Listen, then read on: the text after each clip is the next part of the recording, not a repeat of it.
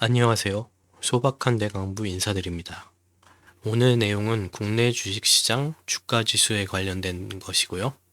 이 주제를 잡게 된 동기를 말씀드리면 많은 분들이 현재 이 상승장에서 왜 코스피만큼 주식이 안 오를까에 대해서 질문을 많이 하시고 계실 거예요.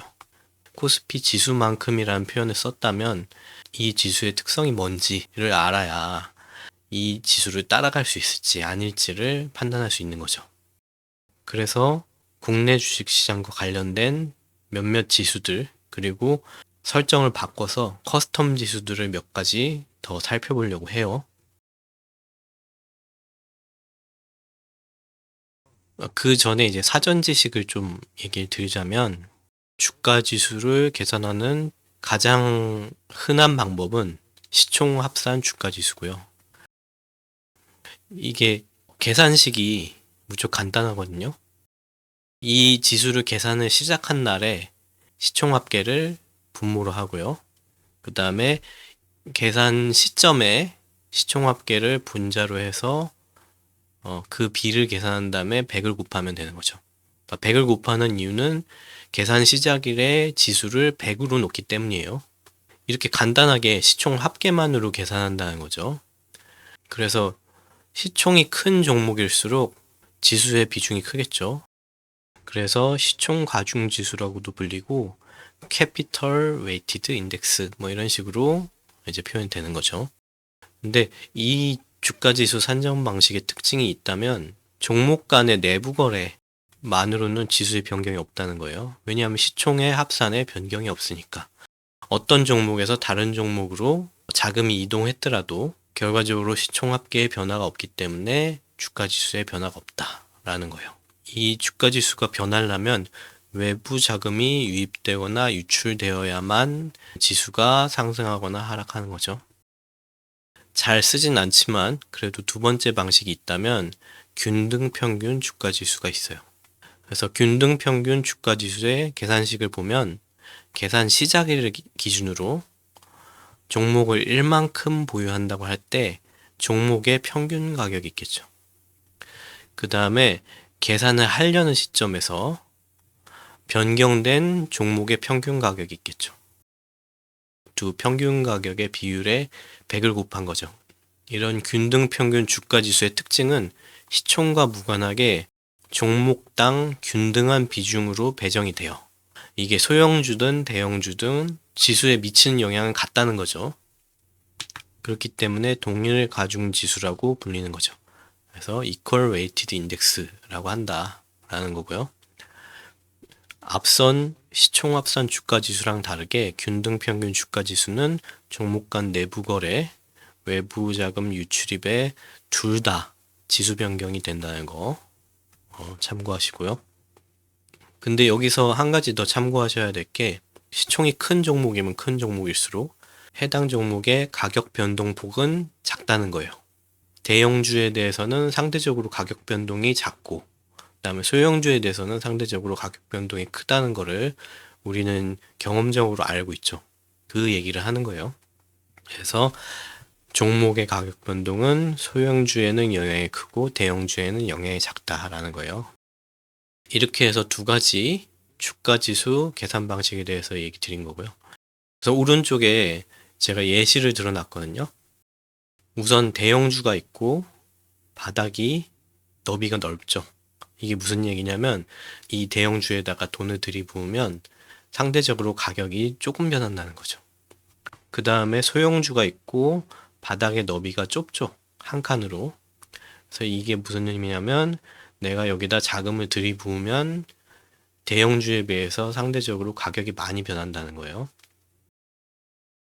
그래서 초기 설정을 대형주에 5만큼 돈이 들어있고 소형주에 1만큼 돈이 들어있다고 가정을 할게요. 그 다음에 시총 합산 지수가 있고 그 다음에 균등 평균 지수가 있어요.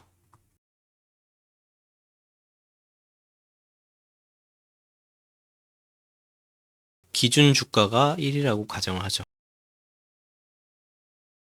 그래서 1이 계산되는 방식은 시총 합산이 6이고 분모도 6이니까 1이고, 균등 평균의 경우에도 가격이 각각 1이니까 평균을 내면 1이죠. 그 다음으로 내부 거래가 있다고 생각해 볼게요. 대형주에서 소형주로 5만큼 이전이 있었다 생각을 한다면 최종적으로 시총 합산에는 변화가 없죠. 그러니까 6 나누기 6 해서 1이죠. 근데 균등 평균의 경우에는 변화가 있죠. 가격이 0 더하기 6이니까 평균이 3이네요. 여기서 한 종목의 가격이 0으로 떨어진다는 거는 상상하기 어렵죠. 여기서는 단순히 예시를 들어드리기 위해서 이런 예를 썼다고 생각하시면 될 것 같아요. 결론적으로 균등평균 지수의 경우에는 그러니까 내부 자금 이전을 통해서도 지수값이 변할 수 있다는 거 여기서 보여드렸고요. 그 다음에 외부 유입 얘기 드릴게요. 외부에서 각각 대형주에는 플러스 5, 소형주에는 플러스 1이 들어간 경우를 상정해 볼게요. 원래 상태에서 이런 식으로 플러스 5가 추가된 거고, 원래 상태에서 플러스 1이 추가된 거죠. 이 경우에 시총은 12가 됐고, 그렇기 때문에 주가지수가 2가 됐죠. 기준일에 시총 합계가 6이었으니까 12 나누기 6 해서 2가 된 거죠. 그 다음에 가격 평균을 보면 원래 평균값이 1이었는데 그래서 분모가 1인 거죠. 바뀐 평균값은 2 더하기 2 나누기 2 해서 2인 거죠. 분모가 1이니까 그대로 주가지수가 2가 되겠네요. 외부 유입일 때 한 가지만 더 예를 들어드리면 대형주에만 플러스 6이 됐다고 가정을 할게요. 그러면 전체적인 시총 합계는 10이고 기준일의 시총 합계는 6이니까 12 나누기 6 하면 2죠. 그러니까 여전히 시총 합산 주가지수는 2가 되는 거예요. 그런데 이제 가격의 경우에는 다른 점이 생겼죠. 어떤 다른 점이 생겼냐면 대형주의 경우에는 가격이 2.2고 그 다음에 소형주의 경우에는 유입이 없었으니까 1이죠. 그래서 평균을 내면 1.6이에요. 이런 식으로 외부 자금이 대형주에 쏠려서 올 때는 시총 합산 지수의 경우에는 그냥 시총 합계만 같으면은 똑같은 지수가 나오는 것에 비해서 균등 평균 지수 사용하면 상대적으로 평균 가격이 떨어지는 걸 볼 수가 있어요.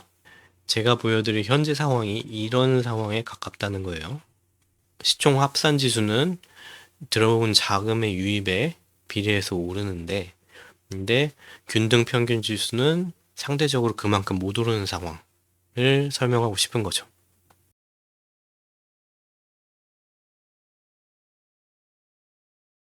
그래서 여기서 사용한 지수들 좀 설명드리면 우선 우리가 표준적으로 사용하는 지수들 있죠. 코스피가 있고 코스닥이 있어요.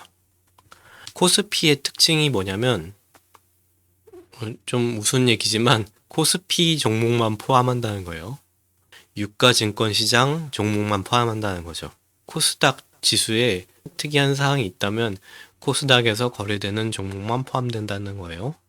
코스피와 코스닥 종목에 모두 투자하는 투자자들은 이거를 합산한 어떤 지수가 필요할 수 있거든요. 그런 의미에서 이런 식으로 커스텀 지수를 만드는 거죠. 그래서 커스텀 지수들은 양쪽 시장의 종목들을 다 포함하고 있다. 그리고 시총 상위 종목들만 떼서 지수를 만들 수도 있겠죠. 시총 상위 10% 이내에 해당하는 종목들. 예를 들어 2,000개의 종목이 있다. 근데 10%면 200개의 종목이죠. 그러니까 시총 상위 200개 종목만 포함해서 지수를 산정해 볼 수 있겠죠. 같은 방식으로 20%, 40%, 60%, 100% 해가지고 이 종목들에 대해서 커스텀 지수, 그러니까 맞춤 지수를 만들 수 있다는 거죠. 그렇게 해서 만들어진 지수들이 여기 KSW 시리즈고요. 그래서 지금까지의 지수는 모두 시총 합산 방식으로 계산하고 있다라는 거고, 마지막 맞춤 지수로 코스 윤이라는 걸 제가 도입을 했는데요. 이거는 아까 얘기 드린 균등 평균 방식으로 계산을 하고, 코스피, 코스닥 종목을 모두 포함하면서 시총 상위 100%, 그러니까 모든 종목을 대상으로 한다는 거예요. 이런 식으로 2개의 표준 지수와 6개의 커스텀 지수를 만들었다는 얘기고요. 그래서 그 지수들에 대해서 연도별로 어떤 추이로 변화하고 있는지를 볼 수 있도록 라인 차트를 밑에서 보여드리려고 해요. 간단하게 사용 설명을 드리면 상단의 트랙, 요거 얘기하는 거예요. 트랙에서 내가 보기를 원하는 연도를 클릭하면 돼요. 예를 들어서 2020년에 무슨 일이 있었는지 이런 식으로 클릭을 하면 아래쪽에 하단 라인 차트 영역에 해당 연도에 발생한 8가지 지수의 일변화를 표시하는 거죠. 한 가지 사용 팁을 더 드리자면 라인상의 각 점 위에다가 마우스 커서를 올리면 해당 시점에 표준화된 지수 점수와 그 다음에 코스피 기준 지수 점수가 나온다는 거예요. 그러니까 여기서 제가 마우스를 올린 부분에 보시면 코스윤이라는 지수는 2020년 11월 27일에 167.54였고 코스피 기준 값으로 환산하면 3227이었다는 얘기예요. 전체적인 추세를 2가지 상황으로 나눈다면 2025년을 기준으로 나눌 수 있을 것 같아요. 2025년을 기준으로, 특히 2025년 대략 6월 정도를 기준으로 시장의 상황이 판이하게 달라지고 있다라는 거. 우리의 관심사는 사실 그 이전보다 현재에 가깝잖아요. 현재에 가까운 상황을 설명을 좀 드리자면 코스피를 포함한 시총 합산 지수들이 다 전체적으로 상위에 분포하고 있죠. 그렇다는 얘기는 코스피 종목들에 대해서 외부 자금이 많이 유입됐다는 거고요. 그리고 이 시총 상위 10%일 경우에 이때 지수가 더 많이 올랐다는 거죠. 이게 의미하는 바는 대형주 중심으로 자금이 많이 유입됐다는 거죠. 그와는 반대로 코스닥 지수 그리고 코스유니 지수는 상대적으로 상승폭이 미미하죠. 그렇다는 얘기는 우선 코스닥에 외부 자금이 아주 약소하게 들어왔다는 거죠. 코스닥과 마찬가지로 코스유니도 미미하게 상승하고 있죠. 이게 의미하는 바는 균등 평균 방식은 대형주가 상승할 때 가격에 영향이 적으므로 가격 변동에 영향이 적으니까 평균값이 내려가는 거죠. 그래서 이를 통해서 대형주의 상승이 코스유니의 미미한 상승으로 이어졌다는 거 생각해 볼 수 있어요. 그리고 이거는 확신할 수 없지만 한 가지만 더 얘기를 드리면 대체로 많은 자금들이 중소형주를 팔아서 대형주를 사는데 사용됐을 거라고 생각이 되고요. 그래서 내부 거래도 발생을 했겠죠. 그런 것들이 반영된 결과가 이런 식으로 코스닥과 코스유니 지수에 나타난다 라고 얘기 드릴 수 있을 것 같아요. 별로 관심의 대상은 아니지만 2025년 6월 이전의 결과를 요약해서 얘기 드리면 외부 자금의 유입이 거의 없고 그리고 유입이 좀 있더라도 코스닥 위주로 있었다라는 거, 코스닥 위주로 있었고요.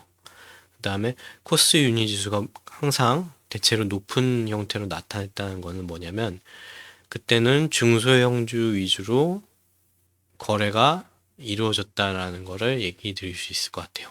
외부 자금의 유입은 별로 없고 내부 거래가 일어나는데 내부 거래에서 중소형주 위주로 가격이 오르면 코스 유닛 값이 오르겠죠. 그런 이유로 2025년 6월 이전에는 코스 유닛 값이 높았다라는 거 간단하게 설명드릴 수 있을 것 같아요. 요거 과거 이력도 한번 이런 식으로 살펴보시고요.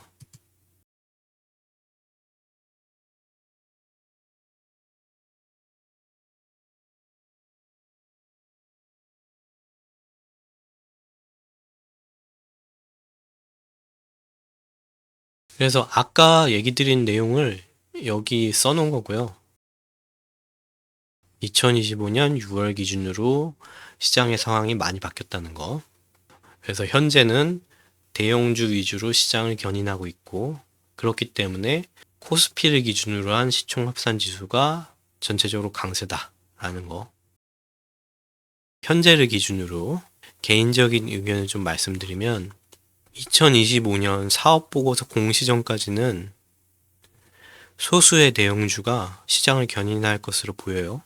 그러니까 뭐 소수의 대형주라고 해도 인기 있는 주식이 또 있죠. 그 안에서. 이런 것들이 이제 시장을 견인할 것으로 추정이 되고요.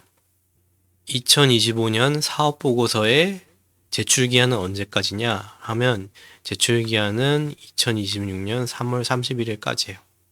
대부분의 종목들이 결산월이 12월이기 때문에 2026년 3월 30일이 되면 대부분의 종목들이 사업보고서를 제출한다라는 거예요. 그래서 공시가 되겠죠. 그래서 그 전까지는 사업보고서 제출 전까지는 몇몇 대형주에 자금이 쏠릴 만한 분명한 상황이 있죠. 이게 뭐 실적 발표도 있었고 국제 정세상으로 뭐 외교상으로 어떤 종목이 주목을 받는다던가 그다음에 메모리 반도체의 공급이 부족하다든가 등등 뭐 여러 가지 분명한 상황이 있는 건 사실이에요. 우리가 좀 이상적으로 생각을 해보자면 추후에 인기 대형주와 관련된 중소형주가 있겠죠. 이거에 간극이 좀 좁혀질 필요는 있다고 봅니다. 그래서 제가 드리고 싶은 말씀은 관련 중소형주들의 대외적인 홍보와 발표가 중요하다는 거예요. 구체적으로는 실적으로 우선 승부를 해야겠죠. 그 다음에 대형주에 상응하는 추가적인 배당이 필요해요.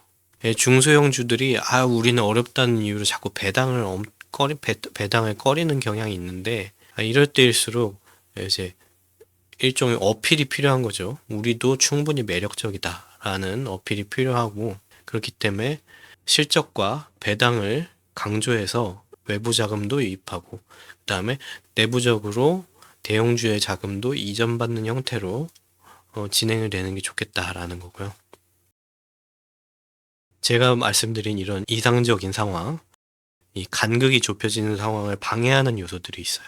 방해하는 요소들이 있는 게 첫 번째로 얘기 드릴 수 있는 게 지수 추종하는 ETF 운용자산이 계속 증가하고 있죠. 이런 패시브 펀드들이 결과적으로는 시장 상황에 맞춰서 계속 실물을 조정한단 말이에요. 그렇기 때문에 어차피 대형주 위주로 끌려다니는 운용을 할 수밖에 없어요. ETF 자금이 많아지면 많아질수록 현재 상황에 현재 대형주 위주의 견인 상황에 맞춰서 운용을 할 수밖에 없다는 거죠. 이 상황을 다른 말로 설명하면 이런 얘기예요. 누군가는 액티브하게 가격을 산정하고 저평가, 고평가를 나누고 그거에 맞춰서 주식을 매입을 해야 돼요. 근데 이런 사람이 과거에는 좀 더 많았다고 생각할 수 있거든요. 근데 이 패시브하게 시류를 추종하는 사람들이 상대적으로 비중이 늘어나고 있는 상황인 거죠.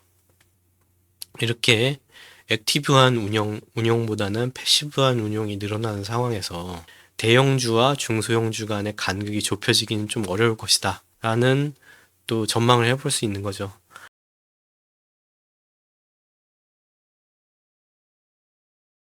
제가 결론적으로 드리고 싶은 얘기는 어떤 주가 지수를 벤치마크 혹은 베이스라인으로 설정할까에 대한 거예요. 지금 상황에서 코스피를 벤치마크로 혹은 코스피를 베이스라인으로 설정하면 많은 분들이 무척 힘든 상황을 경험하고 계실 거예요. 왜냐하면 코스피보다 못 나갈 가능성이 무척 높으니까. 지금 상황이 균등 평균 지수랑 시총 합계 지수에 반전이 일어났잖아요. 그러니까 두 지수를 평균해서 평균값 정도로 적용하는 게 어떨까? 두 지수의 평균값을 계산한 지수를 만들어서 이거를 벤치마크로 활용하는 게 어떨까 하고 생각을 해보고요. 저를 포함해서 편식을 하지 않는 분산 투자자들이 있죠. 여러 가지 섹터에 분산해서 투자하는 분들은 지금 상황이 무척 시름이 깊어질 수밖에 없는 상황이에요. 어쨌든 우리가 공정한 벤치마크, 공정한 베이스라인을 잡고 시장의 상황을 극복해 나가는 게 중요하다는 거예요. 이런 상황에서 갑자기 포트폴리오를 바꿔서 아주 소수의 종목에 큰 금액을 투자한다면 아무래도 포트폴리오의 안정성에 심각한 훼손이 있을 거라고 생각이 들고요. 우리는 베이스라인을 적절히 잡아서 이 시기를 헤쳐나가야 된다 라는 말씀을 드리면서 오늘 내용은 마치려고 해요. 이상입니다.